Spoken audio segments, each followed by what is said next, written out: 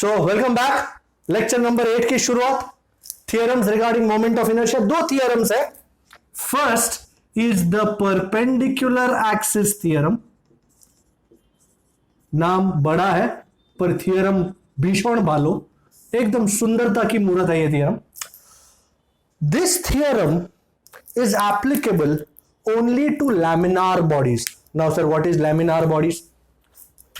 Like this book, two dimensional bodies, bodies जिनमें सिर्फ surface होता है। अब जैसे ये बुक है, मैं इसकी थिकनेस को कंसिडर नहीं कर रहा हूं, तो ये बुक है, तुम्हारी खाने की प्लेट होती है, डिस्क है, all these are laminar bodies, ring है, these are all laminar bodies. So this theorem applicable only to laminar bodies, मतलब two dimensional bodies. So suppose मेरे पास कोई बॉडी है, अजब गजब की बॉडी है, लेट अस से ये कोई बॉडी है, पता नहीं कैसी है पर अच्छी है, एंड ऐसी रखी हुई है, and if you are looking at it carefully, you know this body is lying in the xy plane. This is your z axis, this is your x axis, and let us say this is your y axis. Now don't tell me sir this is x, this is y, this is z. यार consider कर रहे हैं। So this is x, this is y, this is z. Body is lying on in the xy plane. Suppose this is the body, this is x, this is y, and this is z. Do you agree the z axis is perpendicular to the plane of the body? Do you agree with me on that? Do you think that since the body lies in the xy plane, the z axis is perpendicular to the body? तो सबसे important बात, here body lies in xy plane. सबसे पहले ये देख लो body कौन से plane में लाई करती है और कौन सा एक्सिस उसके perpendicular. z axis is perpendicular to the body. तो फिर then the moment of inertia of the body taken along the z axis, then moment of inertia, अब मैं पूरा moment of inertia नहीं लिखता हूं, mi लिखता हूं, mi of the body। याद है मैंने लास्ट टाइम भी ये बताया था कि जैसे if I write sigma tau is 0, तो I have to mention, very good, and अगर मैं लिखूं moment of inertia of the body, my god, somebody is paying attention, somebody is seriously paying attention. So mi of the body about an axis, ladies and gentlemen, about an axis passing through, about z axis लिखो ना, about an axis passing through क्या है, z axis, about, yes sir, about z axis is, भाई ध्यान नाल, formula coming up, formula alert, IZ, moment of inertia of the body about the z axis is equal to IX plus IY। बहुत ही जबर जालिम। IZ, moment of inertia about z axis which is perpendicular to the body, is equal to IX, moment of inertia of the body about x axis, plus IY, moment of inertia about the y axis. So IX is moment of inertia of body about, somebody is saying something?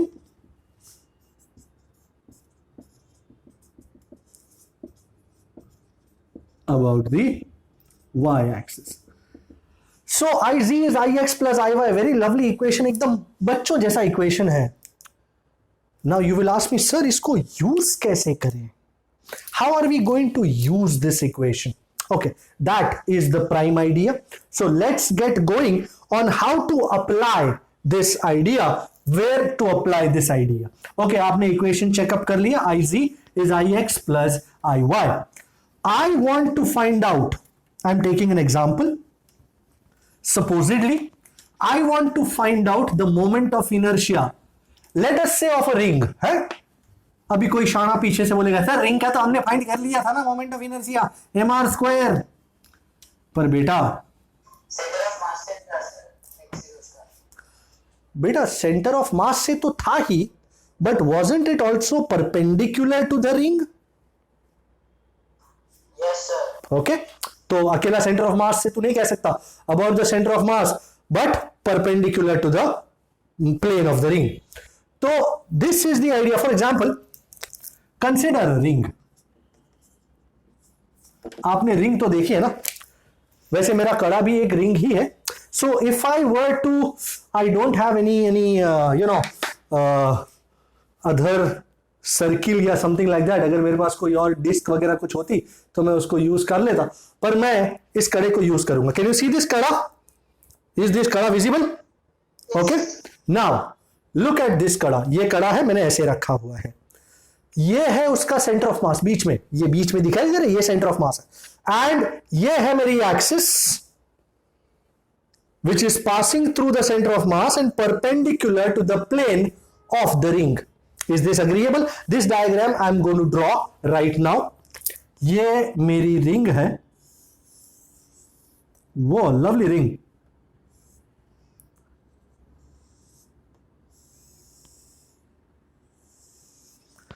ये कड़े का idea जो है वो गुरु गोविंद सिंह महाराज जी ने incorporate किया था. I'm sure you know that. Let us consider this as the z axis. ये O है center of mass. Okay. ये रिंग का मास है m and radius है r. So we know moment of inertia about z axis is mr square. So z axis is perpendicular to the plane of the ring and passing through the center of mass. अब कोई शाना मुझसे पूछता है कि sir मेरे को इस एक्सिस के जरिए, let us say this is X, this is Y, मुझे इस एक्सिस के जरिए, गंदी एक्सिस है, किसी ने नोटिस नहीं किया, जस्ट होल्ड ऑन.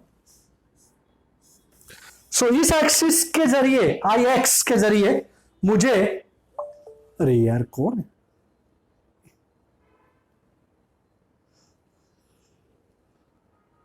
कौन था? हेनिल था ना, हेनिल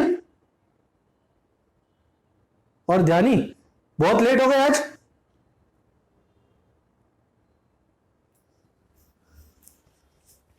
परपेंडिकुलर एक्सिस थ्योरम का पूरा आइडिया मिस कर दिए.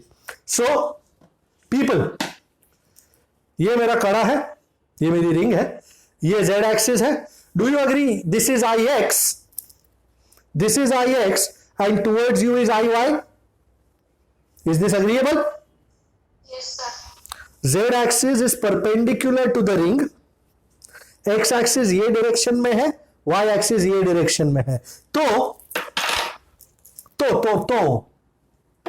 here ring lies in XY plane and Z axis is perpendicular to the plane of the ring.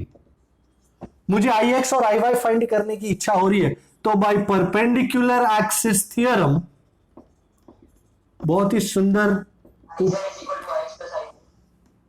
आई वो क्या होता है? पर एक बात तो आपको माननी पड़ेगी. Isn't this ring a symmetric body? तो जितना आई एक्स होगा उतना ही आई वाई होगा ना. Do you understand? जितना आई एक्स होगा, बिकॉज इट इज सिमेट्रिक, उतना ही आई वाई होगा. This as ring is symmetric about both axis, so ix is same as iy and as a result में iy की जगह भी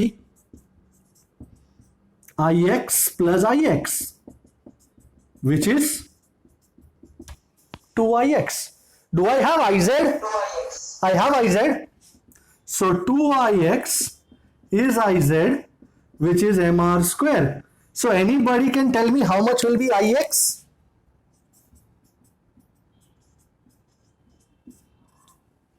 टू नीचे उतार दिया, mr square by 2. So ix is mr square by 2 which is same as iy.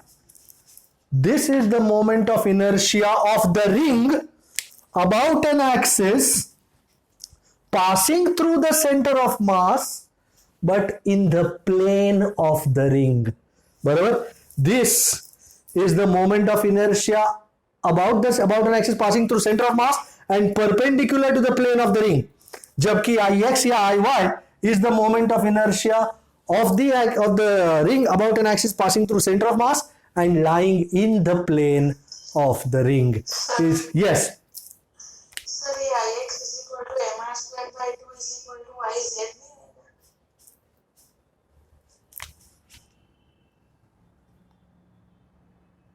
क्या कह रही है? ये लास्ट में हमने Ix equal to Iz ए भाई 2ix is equal to iz, 2ix is equal to iz and iz क्या है? mr square pk.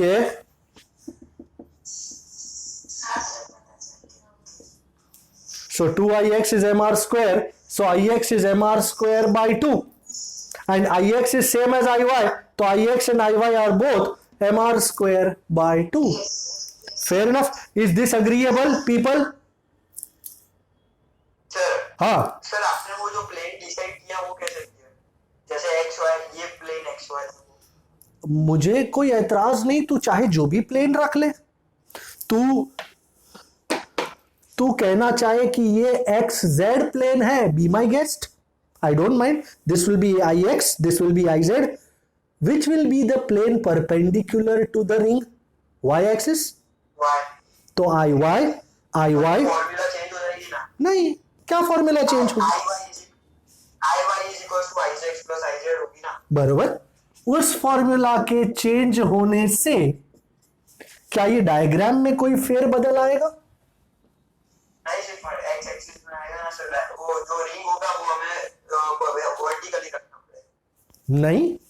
नहीं, क्यों? ये तूने क्या बोला था? रिंग कौन से प्लेन में? X Z. ये ले.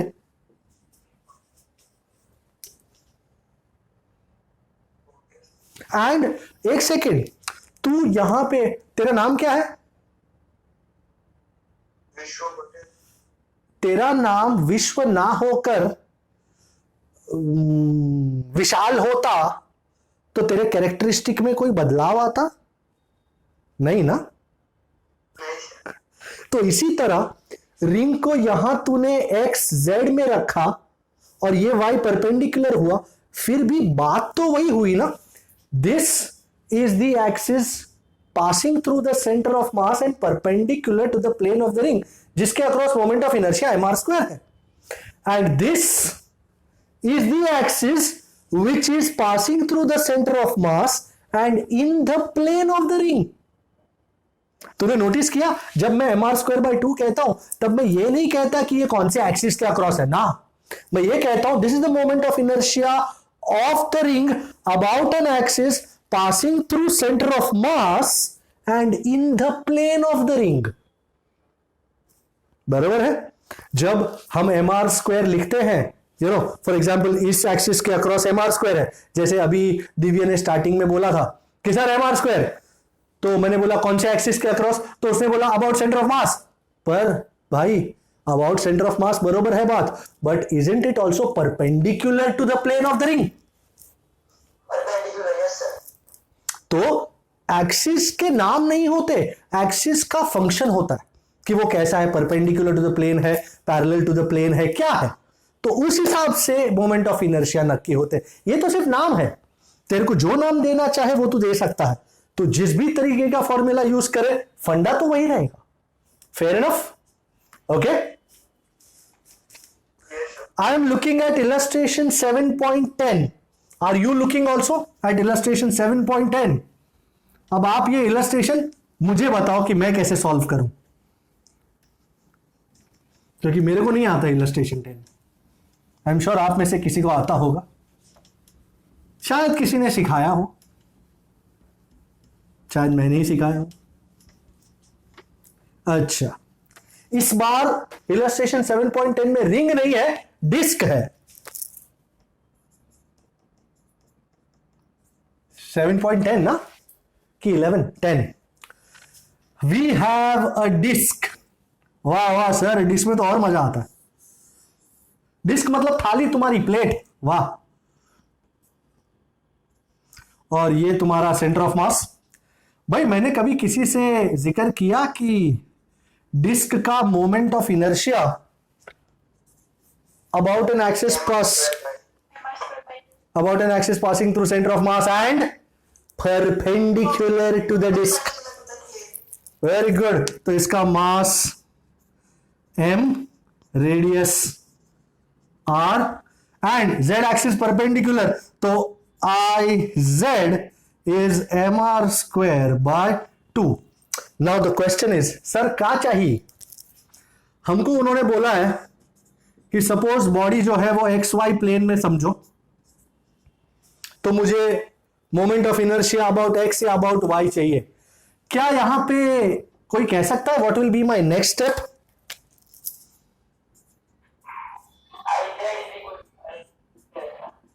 Just hold on, buddy. Let me write a couple of things which will help us understand the numerical. Do you agree disk lies in the xy plane and z axis is perpendicular to the plane of the disk?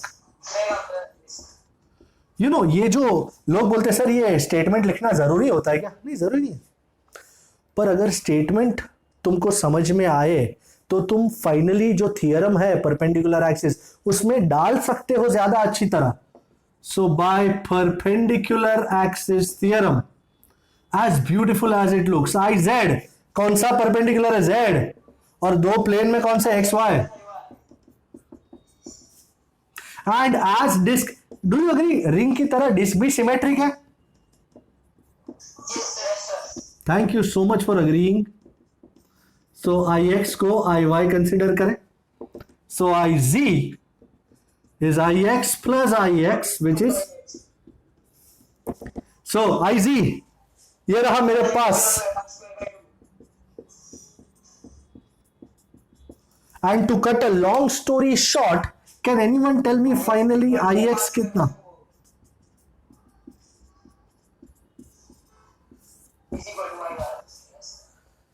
Is this agreeable? Absolutely.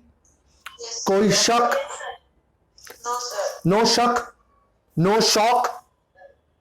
Sir वो axis के आगे क्या है? किसके आगे? ये theorem. आगे sir, आगे थियरम एक्सिस के पहले सर क्या? परपेंडिकुलर। Okay sir. दिव्य बाबू। ओके, परपेंडिकुलर एक्सिस थियरम का यूज बरोबर है, समझ में आ गया। Only use for 2 dimensional bodies, बड़े बॉडीज 3 डायमेंशनल बॉडीज के लिए ये थियरम यूजलेस है। ओके, अब हम चलते हैं दूसरे थियरम की ओर। तेरी ओर एग्जांपल और sorry, one more example sir. पर इसमें यूजुअली रिंग और डिस्क के एग्जांपल ही वर्कआउट होते हैं।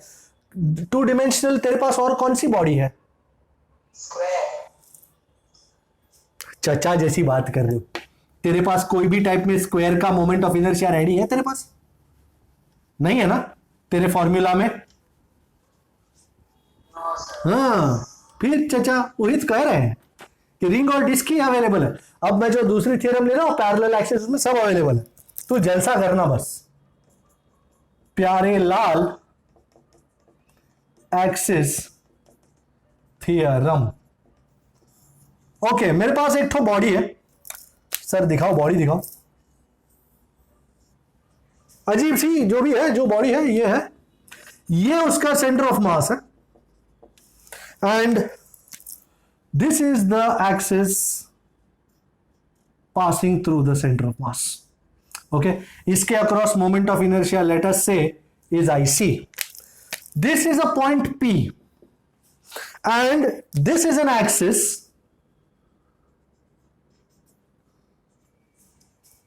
passing through point P and parallel to this axis. Can you see this? Do you agree? Do you agree both these axes are parallel to each other? Yes. And the perpendicular distance between the two axes is chota d. Now there is one equation that relates IC and छोटा d. So here let me first write down the particulars.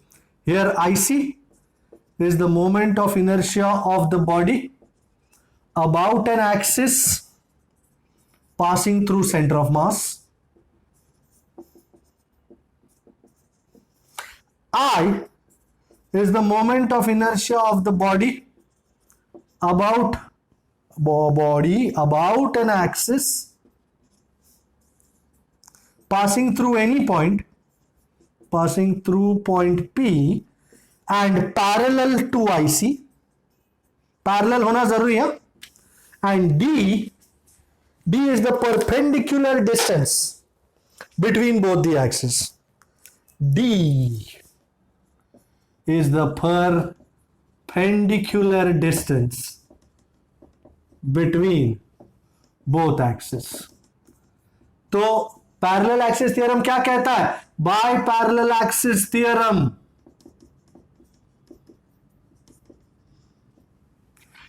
भाई celebrated equation है जी. I is IC plus mass M into D square. This is a very lovely equation.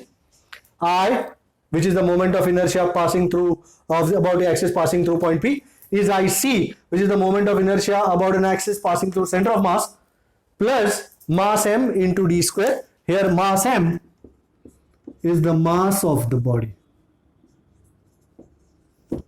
So जैसे perpendicular axis theorem का equation था IZ is IX plus IY, उसी तरह parallel axis theorem का equation है I is IC plus MD square. Do you see it? Do you understand it? Okay? Yes, sir. अब इसको वापरने का है. जब तक वापरेंगे नहीं तब तक पता नहीं चलेगा ना कि है क्या. Physics is all about use. कोई भी थियरम है, कोई भी फॉर्मूला है, तुमने लर्न तो कर लिया. पहली बात है समझ में, पहली बात फॉर्मूला क्या है पता चलना चाहिए. दूसरा फॉर्मूला तो पता चल गया, डालूं किधर? Isn't that the most important question? डालूं किधर? Yes sir, yes sir. Sir नहीं पता चला मुझे. किसमें? देख, स्टार्टिंग से समझा, मुझे पता नहीं चला. सबसे इंपॉर्टेंट है, दो चीजें हैं यहां पे. ये बॉडी है, ओके. मैंने दो अलग अलग पॉइंट लिए. ये है centre of mass of the body and this is any point P. This axis, do you agree, is passing through the center of mass?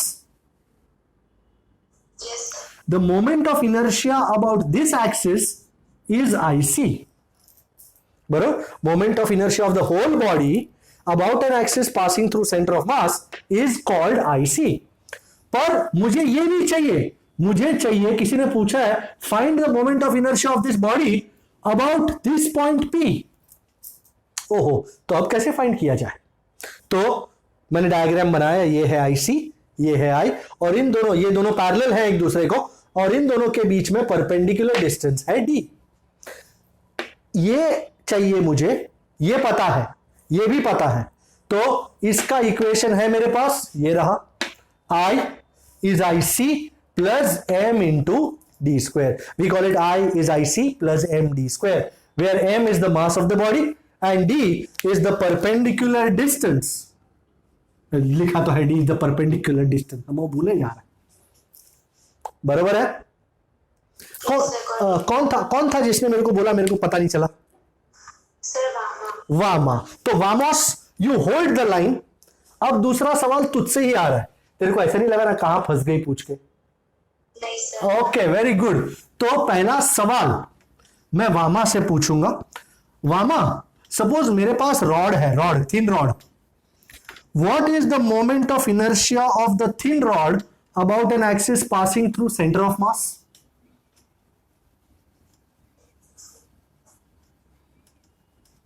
Sir फिर से रिपीट करना. तेरे को last time 7 moment of inertia learn करने को दिए थे मैंने. उसमें था सबसे पहला थिन रॉड. ये है तेरा thin rod, mass M, length L. So as I said, I have this thin rod, mass m, length L, and this is the center of mass. Do you agree? This is the center of mass of the rod, and this is the axis passing through the center of mass. इसके across moment of inertia is IC. Let me say AB is the rod, and मैं चाहता हूं moment of inertia of the rod about an axis passing through the end of the rod. So my question to you, Vamos, what is the equation for moment of inertia of a thin rod about its center of mass? IC plus m square. मैं तेरा नाम पूछ रहा हूं और तू मुझे अपना डेट ऑफ बर्थ बता रही है. It's like that. The comparison is like that. What is your name? Rama. तो moment of inertia of a thin rod about an axis passing through center of mass is ml square by 12. M square by 2. क्या ये equation कभी सुना था? हाँ sir, last lecture में. तो याद करोगे तो याद आएगा. अच्छा, तेरे को छोड़ने के लिए एक और वो बनाता हूं. मेरे को रिंग का मोमेंट ऑफ इनर्शिया बता about an axis passing through centre of मास. अगर ये मैंने सारे याद नहीं किए. सारे, एक सेकंड, सारे याद नहीं किए? नहीं सर. मतलब कोई खास ओकेजन होगा तब सारे याद होंगे या क्या?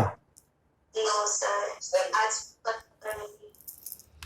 कबीर जी कहेंगे ना, कल करे सो आज कर, आज करे सो अब. आज सोने से पहले, नहीं तो फिर करोगे कब. ओके, हाँ बिल्कुल था भाई. फिर से एक बार याद दिला दूं, अगर आप ये साथ नहीं करते ना तो तुम्हारे साथ मोमेंट ऑफ इनर्शिया रहेगा ही नहीं, तुम्हारे संग जुड़ ही नहीं पाएगा. सो फिर से एक बार याद करा दे. Thin rod ml square by 12, ring mr square, disc mr square by 2, hollow cylinder mr square, solid cylinder mr square by 2, hollow sphere 2 by 3 mr square, solid sphere 2 by 5 mr square. अगर next time तक आपने याद नहीं किया तो sum solve हो ही नहीं पाएंगे. You understand that? You will be left क्या लगाऊं, किसको लगाऊं इसमें, बराबर. अच्छा, now look at this setting. या yes, yes sir. You were saying something. वो ब्लर हुआ था आपको क्या? अच्छा चलो, अच्छी बात है. This is a thin rod of length L. This is whole length L, mass M, and this is the center of mass. This is the moment, this is the axis passing through the center of mass. I think we know IC. अभी हमने पूछा किसी को तो we found it to be ml square by 12. We have been asked to find the moment of inertia about an axis passing through the end of the rod and parallel to IC. क्या इसमें parallel axis theorem की खुशबू आ रही है आपको? Yes sir. क्या ये दोनों axis parallel हैं? Yes sir. So first things first, what is parallel axis theorem? सबसे पहले तो थियरम लगाने से पहले थियरम क्या है, इक्वेशन क्या है वो पता होना चाहिए. I is IC.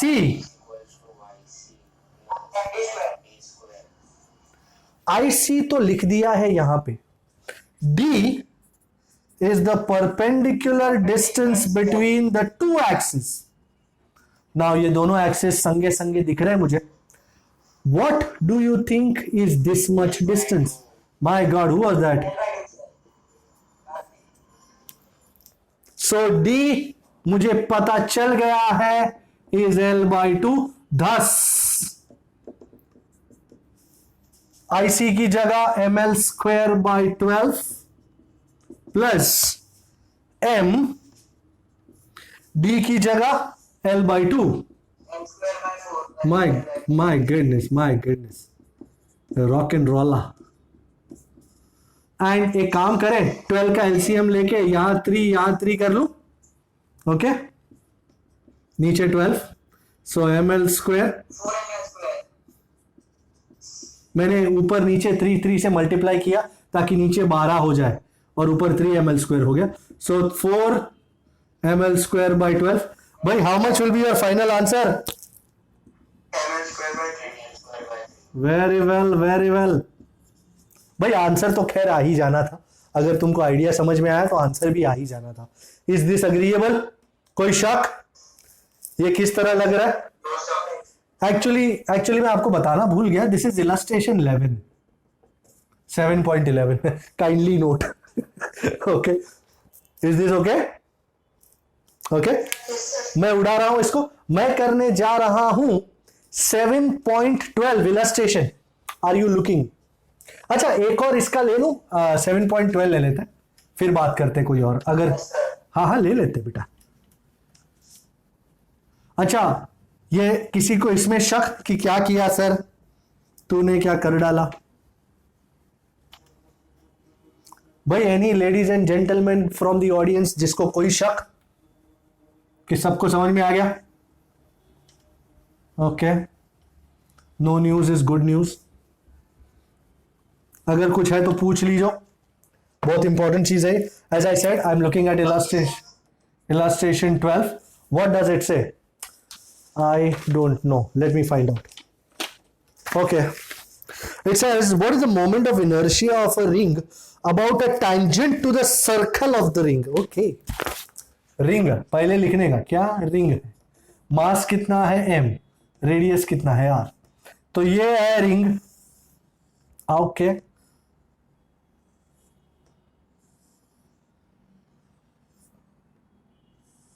ऑलराइट, ये है सेंटर O. एंड क्या पूछा? What is the moment of inertia of a ring about a tangent to the circle of the ring. Tangent, भाई मेरे को मालूम है, इसको कहते हैं टेंजेंट. ये है टेंजेंट I. एंड ये है O. इसके अक्रॉस तुमको इसको IC बोलना है. IC तो नहीं बोल सकते. I1, बराबर. सबसे पहली बात, आई वॉन्ट I. मुझे I चाहिए. अगर मुझे I चाहिए, कौन सी थियरम को यूज करूंगा मैं इसको करने के लिए? Parallel axis theorem. Okay, let me call this point P. So by parallel axis theorem, but I am in a fix here. You don't know that yet. आप सोचते हो parallel axis theorem. Can anybody tell me what will be parallel axis theorem? I is I1. I1 plus md square. But you know, last वाला जो सम किया उसमें thin rod का centre of मास में से निकल रहा था ml स्क्वायर बाई 12 था. This is though passing through the centre of mass, but it is not perpendicular to the plane of the ring, जिसको हमने हमेशा याद किया mr square. This is an axis passing through centre of mass and in the plane of the ring. कोई formula है ऐसे? हमने starting of the session में परपेंडिकुलर एक्सिस थ्योरम यूज करके we found out the equation for such moment of inertia. So here I1 हम यहां mention कर देंगे. I1 is the moment of inertia of the ring about an axis passing through center of mass, no doubt, and in the plane of the ring. This is the most important statement. In the plane of the ring. So by the perpendicular axis theorem, this is perpendicular, Divyalal, I1 is, you remember IC was IX plus IY and stuff like that. IX plus yes, sir. हम उतना सब लिखेंगे नहीं क्योंकि हमने already derive कर लिया. So I1 is mr square by 2. We know it already now. And D is the perpendicular distance between the two axes. Who's going to tell me how much is this? Radius. And D is the perpendicular distance between the two axes, and which is R. So I think we should put everything in one. put all this in equation 1. So I how much is I1 buddy? Plus m and d कितना है r, तो mr square. My goodness. So 2 का LCM ले करके mr square plus 2 mr square is, मेरा answer आ चुका है. कोई शक? I1 mr स्क्वायर बाई 2 कैसे हुआ? तो इतना जरूरी कैसे हुआ? कोई शक? सर मुझे वो स्टेटमेंट पता नहीं चला. एक सेकेंड. यस पीके. सर वो स्टेटमेंट नीचे लिखा ना हमने, वो हियर लेफ्ट साइड नीचे, हियर नहीं उसके नीचे. हाँ आपने बोला कि वो बहुत आईएमपी स्टेटमेंट है, पता नहीं चला. I1 इज द, अच्छा तेरे को सबसे पहले ये समझ में आया, डायग्राम समझ में आया तेरे को? फिर से कड़ा निकाल देता हूं मैं. नेक्स्ट टाइम एक रिंग यूज करके, यूज ऑफिस पे पड़ी है, घर पे नहीं है. ये ऐसा है. एंड तू जो I1 देख रही है ना, मैं एक पेन ले लेता हूं.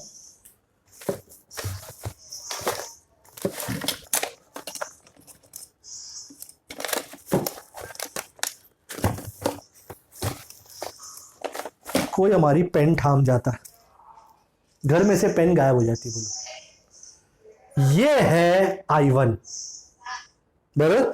अच्छा पीके, थोड़ा सा इमेजिनेशन यूज करना होगा. मैं इस रिंग को ऐसा कर रहा हूं. You are there PK? And if you remember, this was the ring, this was the moment of inertia passing through the centre of mass, जो mr स्क्वायर है. एंड सबसे पहला इलस्ट्रेशन हमने जो किया था वो रिंग वाला ही था. हमने, यू रिमेंबर, Ix फाइंड किया था, ये वाला, yes sir. which was how much? mr square by 2. So this is that mr square by 2. So this is the axis passing through the center of mass and in the plane of the ring. Okay? वो in the plane of the ring वाला थोड़ा confusing. अब ठीक है, अब clear है? Yes sir. Crystal, very good. So this is the idea and this is how we put it, and EI is mr square by 2. मैं दिखा रहा हूं आपको numerical number 7.10. Please go to numerical 7.10 please. Let's take this all off the ground first. I'm looking at numerical 7.10 and as I told you, अगर वो 7 फॉर्मूले आप याद नहीं करते तो आनंद नहीं मिलेगा, ना ही मोक्ष मिलेगा, कुछ नहीं मिलेगा, डंडा मिलेगा और डंडा खा के ठंडे हो जाओगे. तो आपको क्या होना है? ठंडा होना है या you want to become hot, you want to rock and roll? या what do you want to become? Rock and roller. All right. Everybody loves a good rock and roll.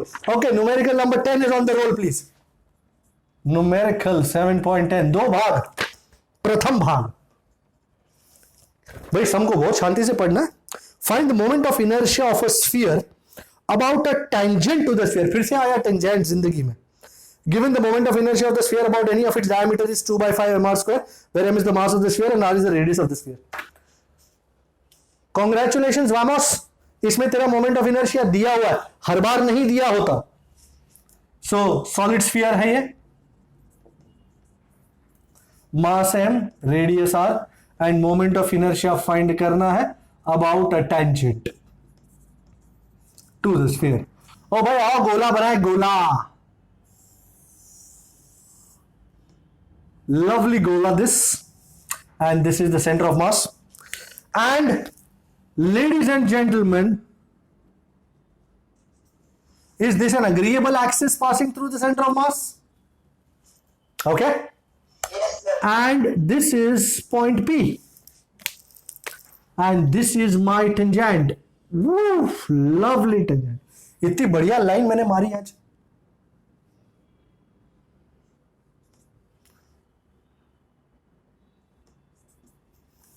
मुझे आई चाहिए.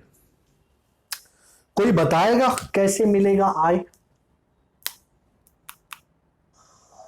कौन सी theorem? Perpendicular parallel axis theorem. ये दिव्यलाल perpendicular पे क्यों भाग गया फिर से? वो आई बाजू वाले आई। अच्छा, और एक बात, इसमें परपेंडिकुलर एक्सिस थ्योरम नहीं लग सकती because this is not a two dimensional body. ये गोला है, सॉलिड स्फीयर है, बरोबर। जैसे तुम्हारा शॉर्टपट में नहीं यूज होता, शॉर्टपट खेला है कभी स्कूल में? यस सर, हाँ यस। गोला देखा, गोला? It's a solid sphere, solid ion sphere. My goodness, lovely. Anybody giving me the equation? I is IC, and here IC is the moment of inertia about an axis passing through center of mass, which we already know as 2 by 5 mr square. So, अच्छा, अब इसमें D क्या होगा जनाब? Very good. D is the perpendicular distance between the two axes, which is radius. And thus put all this in equation 1. तो IC की value कितनी? 2 by 5 mr square plus m, D कितना है? R. जबरदस्त मगरमच्छ, नीचे पंज 2 mr square plus पंज mr square. Thank you for not giving me the answer. I would have found out. 7 by 5 mr square. Is that the idea? Agreeable? Shock? No shock? Yes sir. And we are looking at B part. Anybody cares to tell me what is B part? I mean, anybody can read it for me, please? Given the moment of inertia, Thamba. I am not a robot. Somebody thinks me to be a robot, eh? Who thinks me to be a robot? Yup. ले अब वो given the moment of inertia of a disk of mass m and radius r about area of its diameter to be mr squared by 4. अच्छा, Find its moment of inertia about an axis normal to the disk and passing through a point on its edge. could you repeat the last statement? Find the moment of inertia of the disk about an axis Normal to the disk normal to the disk and passing through a point on its edge. and passing through its edge.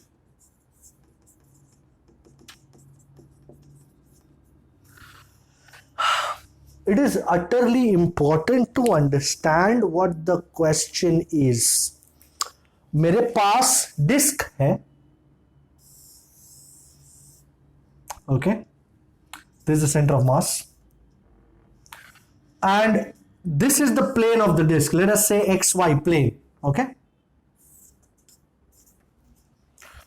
I am not interested कि sir Z axis is perpendicular to the disk. Okay, it might be, no problem. What they want me to do is they want me to find the moment of shit, bad. They want me, don't proceed with, sorry,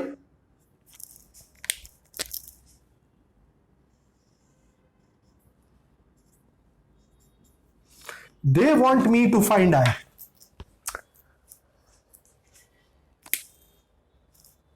They want me to find I. Now you would have said, sir, parallel axis theorem लगा दो ना. But ladies and gentlemen, hold your horses. तुम ये सोचते हो कि मेरे पास disc का moment of inertia about the centre of मास तो है, मेरे पास नहीं है. उन्होंने मेरे को आई एक्स या आई वाई के अक्रॉस का मोमेंट ऑफ इनर्शिया दिया हुआ है. तो this will be a two step process.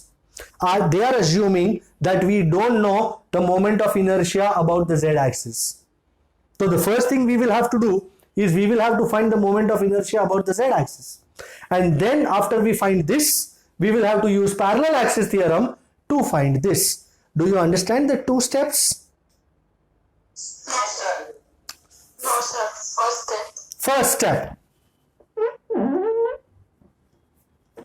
First step is forget this. I want IZ. I have IX, I have II. We have IX भी है, IY भी है, कितना है MR स्क्वायर बाय 4. IZ नहीं है, तो IZ फाइंड करने के लिए कौन सा थियरम लगेगा? Parallel perpendicular axis theorem. By perpendicular axis theorem, IZ is IX plus IY, which is MR square by 4 plus MR square by 4. ये रिजल्ट मेरे को चौंकाएगा नहीं, क्योंकि ये रिजल्ट मैं ऑलरेडी जानता हूं. मैं जानता हूं कि the moment of inertia of a disc about an axis passing through center of mass and perpendicular to disk is mr square by 2. So this does not come as a surprise, but I have to find it first. Okay, this is my first step. Is this agreeable? I found IZ, and now Okay, sir. अब मुझे I चाहिए. अब कौन सा theorem लगेगा महाराज? I और IZ parallel है. सो bye प्यारे लाल, सर आर है ही नहीं, axis theorem I is I C plus M D square. ये आई सी ये रहा I Z sir ji. And how much is D gentleman? तो आई जी को सबसे पहला लगा डालो. My God, he's a calculator par excellence. Well done, Divya. Does this become a two-step process? Both steps understandable. सबसे पहले मुझे IX और IY दिया हुआ था, तो मैंने IZ फाइंड किया, एंड IZ मिलने पर फिर मैंने I फाइंड किया, which was the moment of inertia about an axis through a point which is normal to the disk and passing through its edge. Agreeable is the? Okay. हाँ, yes, go on. Sir हमें वो लेना है, मतलब हम direct क्यों नहीं ले सकते हैं MR स्क्वायर बाय 2? बताता हूं. अगर तूने देखा पहले सम में भी तेरे को उन्होंने बताया था कि the moment of inertia of a solid sphere about one of its diameters, about any of its diameters is 2/5 MR square. बराबर. When they are giving you the data, they expect you to use that data. Fair enough. So यहां पे we know कि moment of inertia of a disk about center of mass is mr square by 2. अगर उन्होंने ये one of the diameter के बारे में बोला नहीं होता ना, तो it would have been a one step process. एक स्टेप में ये यूज करके मैटर क्लोज कर देते. बट जब उन्होंने हमसे कहा है कि यूज दिस आइडिया, इसलिए ये दो स्टेप प्रोसेस हो जाता है. सबसे पहले तो डायमीटर के अबाउट दिया है, सेंटर ऑफ मास के अबाउट फाइंड करो, और सेंटर ऑफ मास के अबाउट फाइंड करने के बाद फिर ये आई फाइंड करो. Do you understand? Sir but हमने वन में ऐसा कुछ नहीं किया, उसमें भी डेटा तो दिया हुआ है ना 2 MR स्क्वायर बाय 5. तो उसको यूज किया ना हमने 2/5 MR स्क्वायर को. हाँ तो सर वो तो हमने डायरेक्ट वो पैरेलल एक्सिस थ्योरम में डाल दिया था. हाँ वन स्टेप प्रोसेस ही था ना. हाँ, पर उसमें तेरे को जो डेटा दिया था, ये तेरा स्फीयर था और ये तेरा आईसी है जो तुझे दिया हुआ है 2/5 MR स्क्वायर. बराबर. और तेरे को ये फाइंड करना है, तो parallel axis theorem one step process हो गया, क्योंकि तुझे आईसी दिया हुआ है.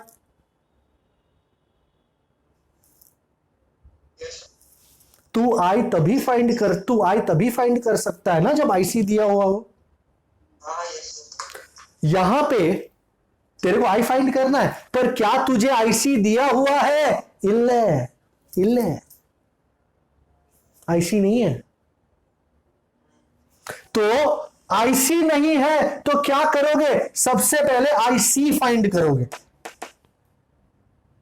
भले तुमको पता है, वेरी गुड, नाइस, पर यहां पे डेटा के हिसाब से तुम्हारे पास IC नहीं है, तुम्हारे पास IX और IY है, एंड एज अ रिजल्ट तुमको सबसे पहले IC फाइंड करना होता है, और IC फाइंड करने के बाद पैरेलल एक्सिस थ्योरम आप लगा सकते हो।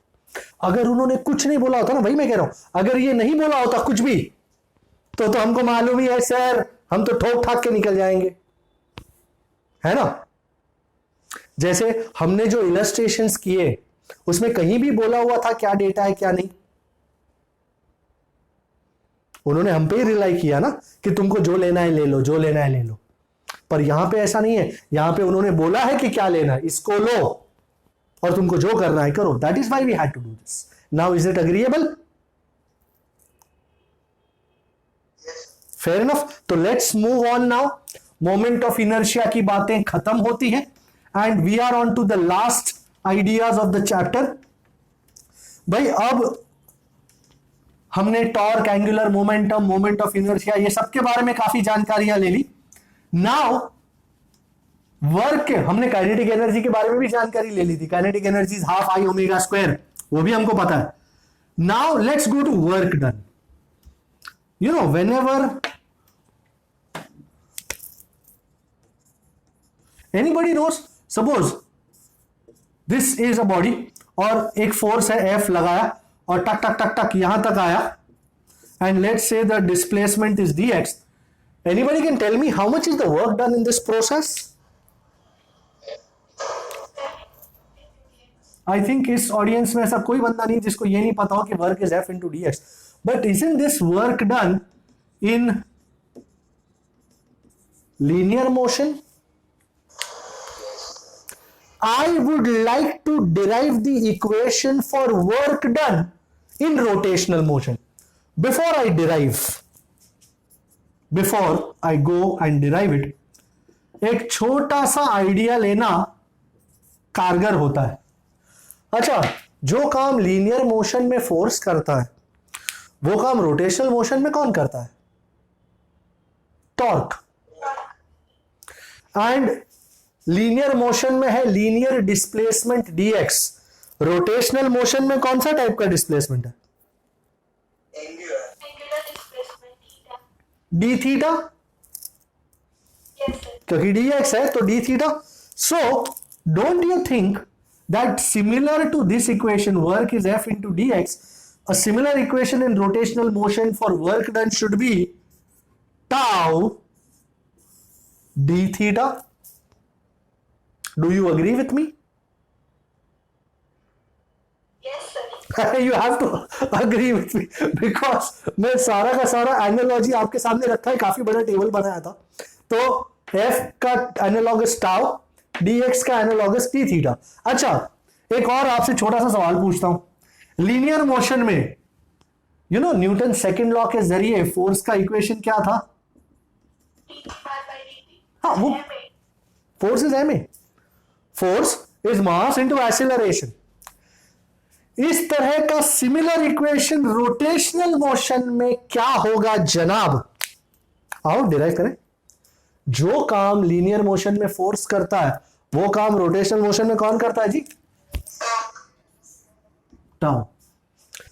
जो काम लीनियर मोशन में लीनियर एक्सीलरेशन करता है वो काम रोटेशनल मोशन में कौन करता है? मैं। Angular acceleration. What do you call it? Alpha. Alpha. And most importantly, जो काम लीनियर मोशन में मास का होता है वो काम रोटेशनल मोशन में कौन करता है? Moment of inertia. My God. So the analogous equation for F is equal to ma in rotational motion is tau is I alpha. Torque tau is I alpha, whereas moment of inertia alpha is angular acceleration. And sir, what are we waiting for? We are waiting to derive that shit. I'm going to derive both these equations. Do you understand? Okay, मैं इन दोनों को derive करने वाला हूं। तो चलो, अच्छा एक काम करो ना, कोई छोटी सी जगह पे ये दोनों इक्वेशन जरा दबा दो, कहीं पे जॉट डाउन कर दो, काम करने में आसानी हो। जब पता है कि मंजिल क्या है तो रास्ता और आसान हो जाता है। पर चले जा रहे हो, पता ही नहीं मंजिल क्या है, तो थोड़ा सा मुश्किल होता कि पता नहीं क्या डिराइव करना है। सो भाई आपकी हेल्प तो अत्यंत आवश्यक होगी इसमें तो। So work done in rotational motion, linear motion में वर्क डन का कोई डेरिवेशन नहीं था, इसमें है। अच्छा एक काम करते हैं, before we take a rigid body हम पहले work due to single particle find out कर लेते हैं and then we shall talk about rigid body and stuff like that. क्योंकि सिंगल पार्टिकल का फाइंड हो जाएगा ना, तो रिजिड बॉडी के एन पार्टिकल्स के साथ में उसको समेशन कर दूंगा मैं। Okay okay, this is my axis and this is the particle. You know body है, suppose this is point P। Okay, let me call this much as R1 and इस point P पे force लग रहा है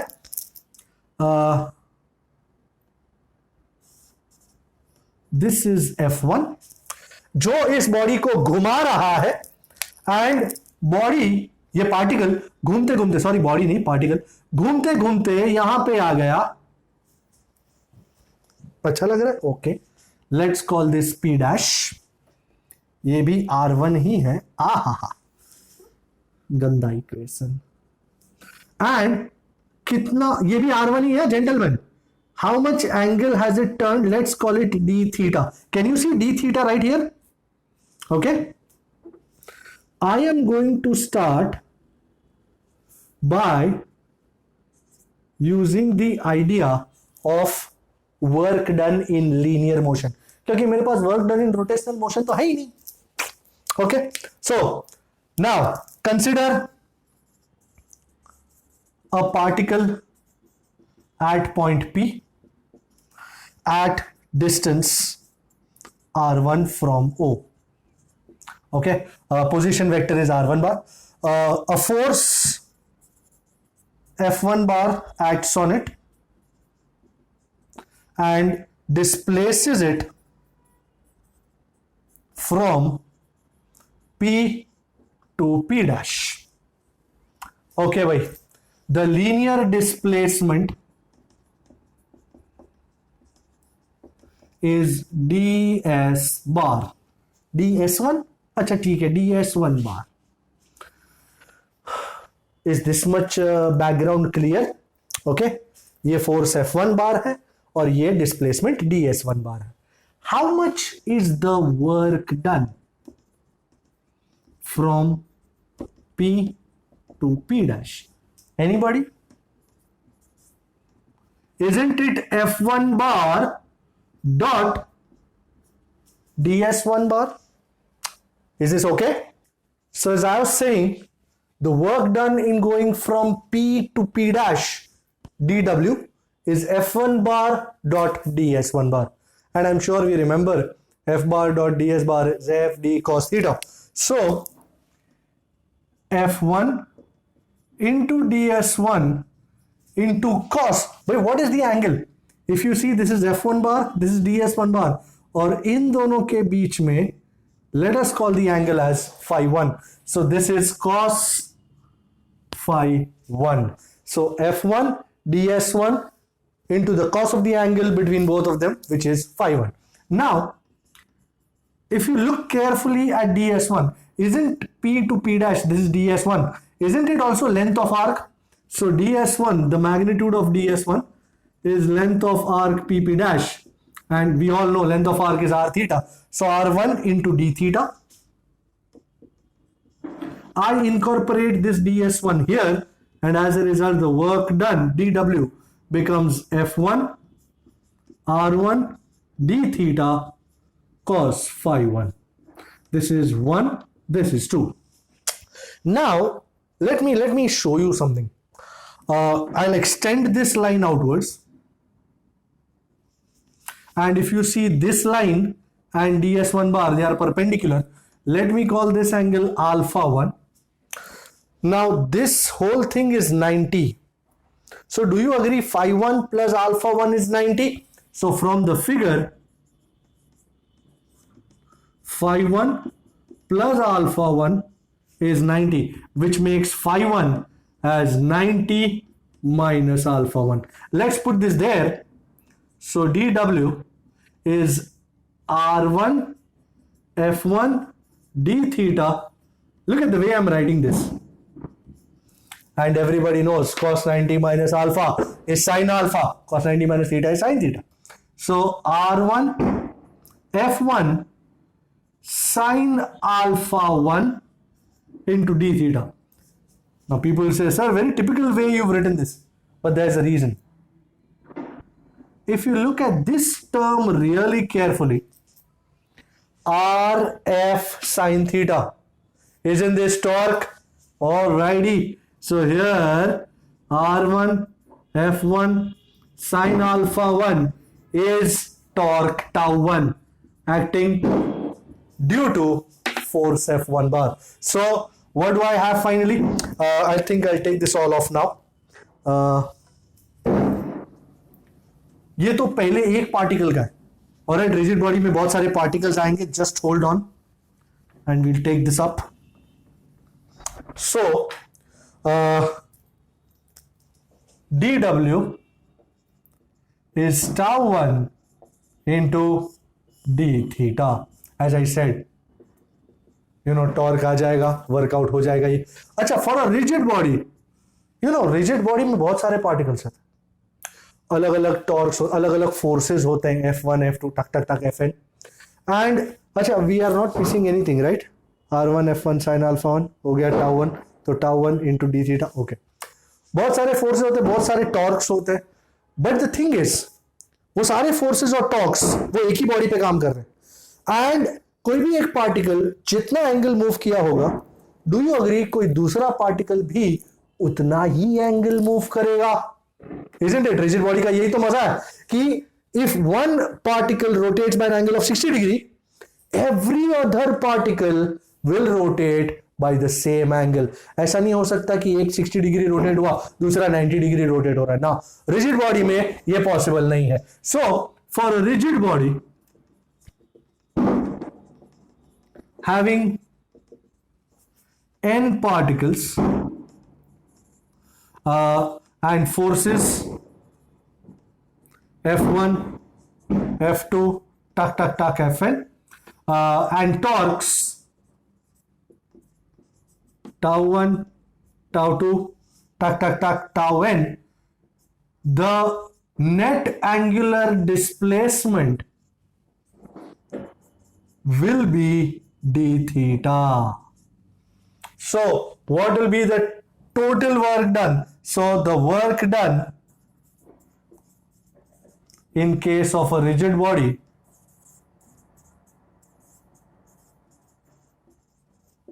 is, we'll take all this off. इसका काम तो हो गया. तो what was the total work done find कर रहे हैं. So total work done किधर गया भाई? Okay, so work is dw1 plus dw2 plus tuck tuck tuck plus dwn. dw1 will be tau 1 d theta, dw2 will be tau 2 d theta. सब में D theta तो same ही रहेगा श्रीमान. So work is tau 1 plus tau 2 plus tuck tuck tuck plus tau n. Isn't tau 1 plus tau 2 plus tuck tuck tuck plus tau n total torque? So let me write what tau 1 plus tau 2 plus tuck tuck tuck plus tau n is tau total torque. So what is your net work done? Work is how much bhai? Tau d theta, where tau number कौन सा है भाई? 6. Here tau is the total torque and d theta is the net angular displacement of that rigid body. Very much similar to f into dx, same old idea. अच्छा, मैं एक और चीज derive करना चाह रहा था यहाँ पे. Okay, what I'm going to do is, we know you know power और वो चीज का इक्वेशन निकालना था. Let's differentiate. अच्छा, we know work is tau theta. Okay, d theta को थीटा लिख दिया. Differentiate this equation 6 with respect to time. So dw by dt is tau तो बाहर आ गया, d theta by dt, tau तो कांस्टेंट है, time के साथ चेंज नहीं होता. d theta by dt, you remember what was it? Omega. So allow me to take this off. Omega, d theta by dt is omega, and I'm sure you still remember that dw by dt is power. Here d theta by dt is omega, angular velocity, and dw by dt is p, which is power. So मस्त power का भी equation मिल गया sir, क्या बात है. p is tau into omega, which is quite similar to f bar dot v bar. Sir जी बरोबर याद आती है ना. In vector form we can write as tau bar dot omega bar. Also the rotational kinetic energy is k is half I omega square. Sir इसको भी differentiate करना है. हाँ जी, differentiate equation 8 with respect to time. So dk by dt, जरा ये differentiation ध्यान से देखिएगा जी. d by dt of half I omega square. Half I तो बाहर आया, but d by dt of omega square, this is d by dt of something raised to 2. I'm going to treat omega as something. So this will be what? 2 बाहर निकलेगा into something raised to 2 minus 1 into d by dt of that something. Alright, be careful, be careful, be careful. यहां पे फिसलने का chance है. So dk by dt half I d by dt omega square 2 omega into d omega by dt, and d omega by dt you know is alpha. ये कटा, so I omega alpha. Number 9. by dk by dt rate of change of kinetic energy is also power. So मैं equation 7 और 9 को से equate करने वालों. So power क्यों equate कर रहा हूं ये भी लिख देता हूं. Power is dk by dt. So tau omega is I omega alpha. Omega omega cut गया, and lo and behold, heads up, what do you get? Tau is I alpha. Ladies and gentlemen, isn't this equation very similar to the equation in linear motion which was f is ma? So equation 10 resembles f is ma for linear motion. So बहुत बढ़िया बढ़िया derivations हो गए. अच्छा, before I sign off, I think एक illustration मैं करना चाहूंगा. It's illustration number 15. सो ये इक्वेशंस आप लिख लीजिए, इनकी जरूरत पड़ेगी हमको. So equation number 15 is on the roll now. Let me find out what it says and we do it.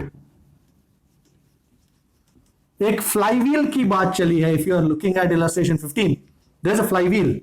Flywheel, what is a flywheel? It's a disc. So illustration 15, we have a flywheel. Let me see what we have. 15. Cord of negligible mass is wound around the rim of a flywheel. Before you move on, let me tell you, flywheel is a disc, okay, जिसका mass है 20 kg, radius is 20 centimeter, that's 0.2 meter, a steady pull of 25 Newton, that's a force वो लगा रहे इस पे, on the cord as shown. Flywheel is mounted on horizontal axle with frictionless bearings. What do you need to find? Angular acceleration alpha.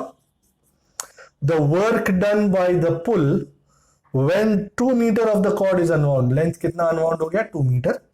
C, rotational kinetic energy, and compare the answers from B and C. Okay. So before we do that, I'll have this diagram here.